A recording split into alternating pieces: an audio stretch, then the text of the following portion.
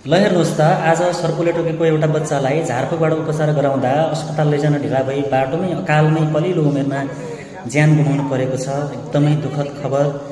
हार्दिक श्रद्धाञ्जली अर्पण गर्न चाहन्छु र म सानो सन्देश पनि दिन चाहन्छु। हाम्रो नेपालमा करिब 20 प्रजातिका सर्प मात्रै चाहिँ विषालु सर्प रहेका छन्। धेरै जस्तो सर्पको टोकाइमा अविषालु सर्प नै फेला पर्ने सक्ने सम्भावना बढी हुन्छ र ती अविषालु सर्पले टोकेकोमा सामान्य असरहरू त देखा पर्छ नै हैन। बिच्छीले टोके पनि मौरीले टोके पनि त असर देखिरहेको हुन्छ। त्यस्ता असरहरूलाई झारफुकबाट उपचार गराउँदा सन्चो भएको कतिपयलाई लाग्न सक्छ।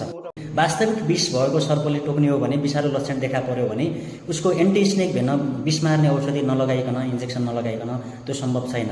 जति छिटो लगायो त्यति नै ज्यान जोगाउन सक्ने सम्भावना बढिरहन्छ। त्यसकारणले वर्षायामको समय छ, सर्पको जोखिम बढी रहन्छ। अब सबैले सचेत हुन आवश्यक छ। जति सक्दो छिटो चाहिँ अस्पताल ल्याएर के गर्ने कस्तो गर्ने चाहिँ स्वास्थ्यकर्मीबाटै, डक्टरबाट चाहिँ त्यसको निगरानीमा राखेर त्यो उपचार गर्न चाहिँ एकदम राम्रो हुन्छ र ज्यान जोगाउन सकिने सम्भावना हुन्छ। हामीले अस्ति भर्खरै सलेताको एकजना केसलाई चाहिँ त्यो इन्जेक्सन लगाएर विष मार्ने औषधि लगाएर चाहिँ ज्यान जोगाउन सफल भएका